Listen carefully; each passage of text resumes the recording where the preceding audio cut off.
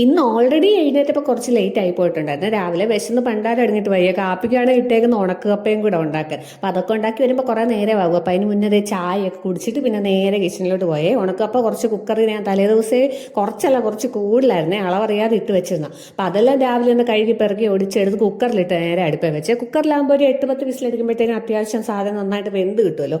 പിന്നെ ഇതിന് കൂട്ടാൻ വേണ്ടിയിട്ട് ഉണക്കമീൻ ഇരിപ്പുണ്ടായിരുന്നു. അപ്പം അത് കറി വെക്കാൻ ഓർത്തു. ഈ ഉണക്കമീൻ്റെ പരിപാടി എനിക്ക് ഒട്ടും അറിയത്തില്ല. വെട്ടാനും എനിക്ക് പാടാണ്, കറി വെക്കാനും അറിയത്തില്ല.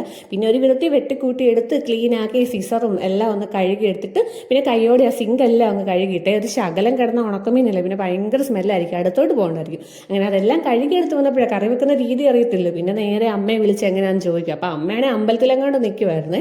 അപ്പം അമ്മ പെട്ടെന്ന് എന്നൊക്കെ ഒന്ന് പറഞ്ഞു തന്നിട്ട് വെച്ചു. പിന്നെ ഞാൻ എൻ്റെതായ രീതിക്ക് കുറേ പൊടികളെല്ലാം ചേർത്ത്, മുളക് പൊടി, മല്ലിപ്പൊടി, മഞ്ഞപ്പൊടി എല്ലാം ചേർത്തു.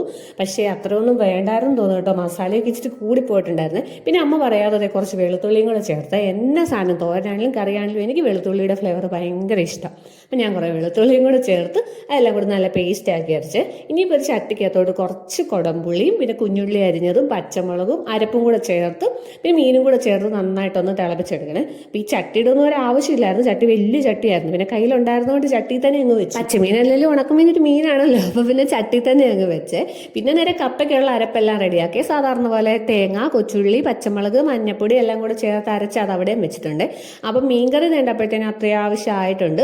പിന്നെ നേരെ കപ്പയുടെ കുക്കർ തുറന്ന് നോക്കി, വിസിലൊക്കെ പോയി ആവിയെല്ലാം പോയപ്പോഴത്തേനും അപ്പം കപ്പ തേണ്ട അത്യാവശ്യം വെന്തിട്ടുണ്ട്. ഉണക്കപ്പയ്ക്ക് ഇത്രയൊക്കെ വേവേ ഉള്ളെന്ന് എനിക്ക് തോന്നുന്നു. ഞാനാണെങ്കിൽ ഒരു 10-15 വിസിലൊക്കെ അടുപ്പിച്ച്, എന്നിട്ടും അത് കല്ല് പോലെ കിടക്കുന്നത്. പിന്നെ ഇവിടെ കപ്പ എനിക്ക് മാത്രം മതി കേട്ടോ, അതറിയാതെ ഞാൻ ഇത്രയും കപ്പ എടുത്ത് അടുപ്പയിൽ വെച്ചത്. അപ്പം ഇവർക്ക് വേണ്ടിയുള്ള ഗോതമ്പ് ദോശയ്ക്കുള്ള മാവ് കേട്ടോ അവിടെ കലക്കിയത്.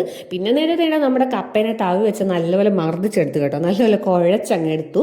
അപ്പോഴത്തേനും ശരിയായിട്ടുണ്ടായിരുന്നു കേട്ടോ. കുറച്ച് കൈ ഇച്ചിരി ബലം കൊടുത്താലും നല്ലതായിരുന്നു കേട്ടോ കഴിക്കാൻ. പിന്നെ മീൻകറി ആയപ്പോഴത്തേനും അതിനകത്തോട് തേണ്ട കുറച്ച് നമ്മുടെ പച്ച വെളിച്ചെണ്ണയും കൂടെ ഒഴിച്ചു. പിന്നെ നേരെ ഞാൻ കഴിക്കാൻ വേണ്ടി എടുക്കുവാണെങ്കിൽ കുറച്ച് കപ്പയും കുറച്ച് മീൻകറിയും എല്ലാം കൂടെ. ഇത്രയും ടേസ്റ്റുള്ള സാധനം അച്ഛനും മോനും തൊട്ടിട്ടില്ല കേട്ടോ.